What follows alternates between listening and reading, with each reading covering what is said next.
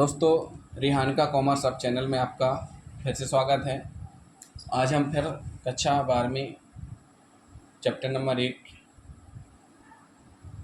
अलाभकारी व्यापारिक संगठन, अलाभकारी व्यापारिक नहीं, अलाभकारी संगठन, व्यापारिक अलग हो जाता है, अलाभकारी संगठन यानी गैर व्यापारिक संगठन का वीडियो नंबर 7 लेकर के आए हुए हैं, जिसमें हम पूर्व में हमारे जो 6 वीडियो हैं उनको आप देखना ना भूलें, क्योंकि सभी वीडियो एक दूसरे से लिंक कर रहे हैं।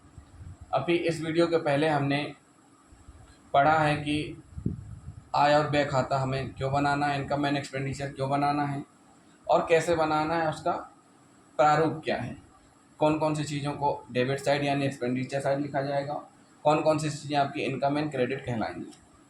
तो दोस्तों, अब हम पढ़ते हैं एक क्वेश्चन के माध्यम से। एक रानू क्लब है, रानू क्लब का प्राप्ति भुगतान खाता हमारे सामने है।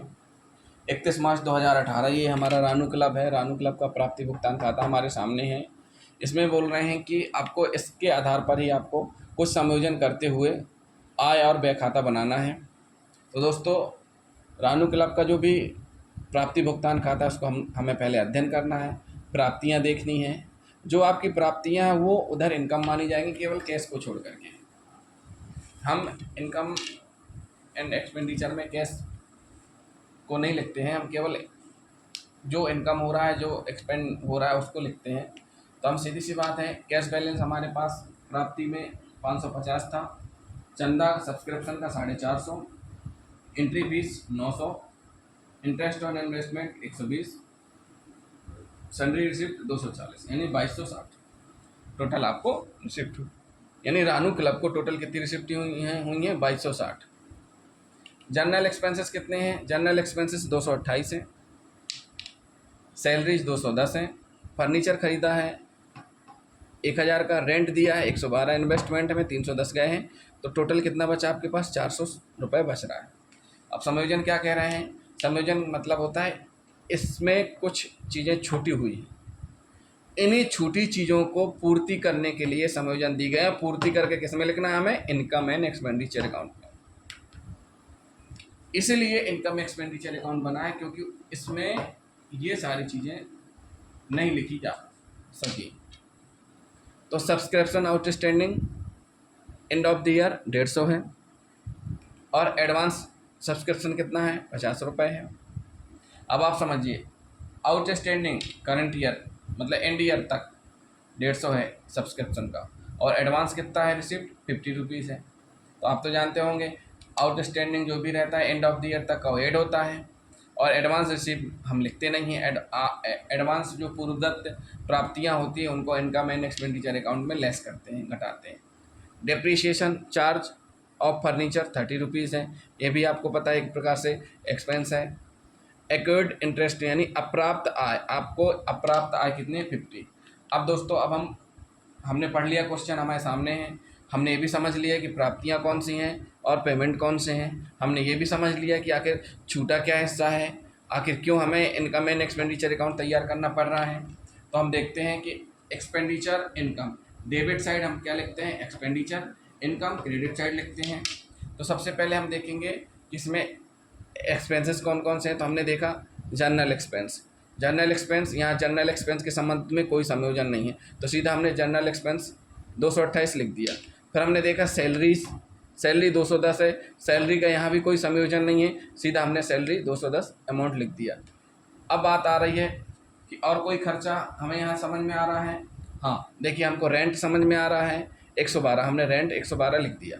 यहीं पर हमें डेप्रीशिएशन चार्ज मिला फर्नीचर पे, फर्नीचर हम लिखेंगे नहीं क्योंकि फर्नीचर हम स्थायी संपत्ति हो जाती है, तो फर्नीचर को हमें लेना नहीं है। फर्नीचर में डेप्रीशिएशन क्या हुआ है? 30 रुपीज़ हुआ है, तो डेप्रीशिएशन चार्ज हम लिखेंगे 30 रुपीज़। रेंट कितना है? 112, रेंट का कोई संयोजन नहीं है, रेंट सीधे। उसके बाद फिर आपने अपने पास क्या आ गया? ये पूरा हमारा जो एक्सपेंडिचर है वो हमने लिख दिए। अब हम आते हैं आय में। सबसे पहले आय में देखते हैं सब्सक्रिप्शन, सब्सक्रिप्शन क्या है? 450। अब यहाँ सब्सक्रिप्शन के बारे में कुछ दिया है? हाँ दिख रहा है। क्या दिख रहा है? सब्सक्रिप्शन आउटस्टैंडिंग दिख रहा है। तो सब्सक्रिप्शन 450 आपको ये दिखा, और आउटस्टैंडिंग कितना है? 150। तो ऐड हो गया, कितना हो गया सब्सक्रिप्शन आपके पास? 600। अब एडवांस कितना ले चुके थे आप? 50। तो जो एडवांस है उसको हम आय नहीं मानते हैं। क्यों? क्योंकि वो काम आपने किया ही नहीं है या अगले वर्ष के लिए पहले से मिल चुका है। तो अब हम कैलकुलेशन कर रहे हैं करंट ईयर की, तो ये करंट ईयर का नहीं है। तो करंट ईयर का जब 50 नहीं है तो इसको, चूँकि ये ऑलरेडी रिसिप्ट है, समाहित है किसमें? सब्सक्रिप्शन में, तो आप क्या करेंगे? लेस कर देंगे। तो अपने पास 550 रुपये यानी 550 सब्सक्रिप्शन बचा समायोजन करने के बाद। Bye interest on investment, interest on investment कितना? 120। हमें यहाँ देखना है, यहाँ भी कोई समायोजन है कि? हाँ, यहाँ है। एक्वायर्ड इंटरेस्ट यानी अभी कुछ इंटरेस्ट की अमाउंट है जो हमें प्राप्त नहीं हुई, कितनी है वो? 50 रुपये। तो 120 हमें मिला था, 50 प्राप्त होना है, टोटल 170 हमारा आय और हो गई। अब एंट्री फीस कितनी मिली है आपको? एंट्री फीस आपकी 900 रुपये है। सन्ड्री रिसिप्ट कितनी? विविध प्राप्तियाँ 240 है, यानी टोटल आपकी प्राप्तियाँ कितनी हो गई? अमाउंट 1860 रुपये। अब 1860 में से ये सारे एक्सपेंसेस लेस करने के बाद कितना आपका इनकम ओवर बच रहा है? 1280। देखिए दोस्तों, ये ट्रायल बैलेंस जैसा हमेशा नहीं है, ना ही ऐसा रहता है, चूँकि ट्रायल बैलेंस में दोनों साइड बराबर होते हैं।